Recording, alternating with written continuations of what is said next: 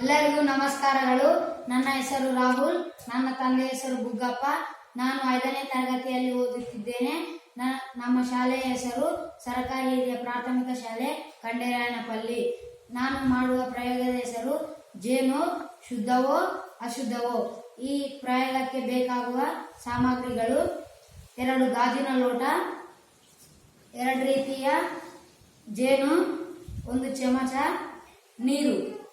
ಈಗ 3/4 ಭಾಗದಷ್ಟು ನೀರನ್ನು ಗಾಜಿನ ಲೋಟದಲ್ಲಿ ಹಾಕಬೇಕು.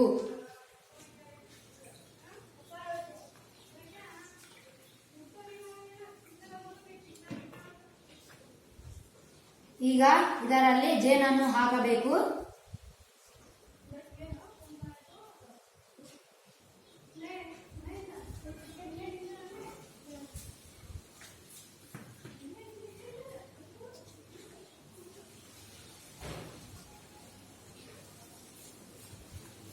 ಈಗ 5 ನಿಮಿಷ ಇದನ್ನು ವೀಕ್ಷಿಸಬೇಕು. ರಾಹುಲ್, ಈಗ ಜೇನುತುಪ್ಪವನ್ನ ಲೋಟದಲ್ಲಿರುವ ನೀರಿಗೆ ಹಾಕಿದಾಗ ಏನಾಗುತ್ತದೆ ಎಂಬುದನ್ನು ಗಮನಿಸು.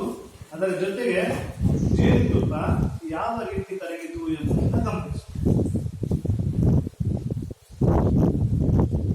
ಜೇನು ನೀರಲ್ಲಿ ಹಾಕಿದಾಗ ತಳಭಾಗಕ್ಕೆ ಹೋಗಿ ಎಳೆ ಎಳೆಯಾಗಿ ಕರಗಿತು. ಅದಕ್ಕೆ ಇದು ಶುದ್ಧವಾದ ಜೇನು.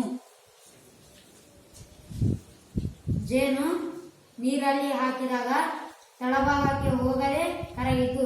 ಅದಕ್ಕೆ ಇದು ಶುದ್ಧವಾದ ಜೇನು ಅಲ್ಲ. ಹಾಗಾದ್ರೆ ದಿನನಿತ್ಯ ಜೀವನದಲ್ಲಿ ಜೇನು ತುಪ್ಪದ ಉಪಯೋಗಗಳು ಏನೇನು?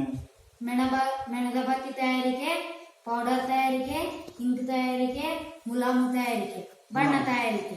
ಹಾಗಾದ್ರೆ ಈ ಪ್ರಯೋಗದಿಂದ ನೀನು ಏನು ಕಲಿತೆ? ಜೇನು ಶುದ್ಧವೋ ಅಶುದ್ಧವೋ ಎಂದು ಕಲಿತೆ. ಕಲಿತೆ. ಧನ್ಯವಾದಗಳು.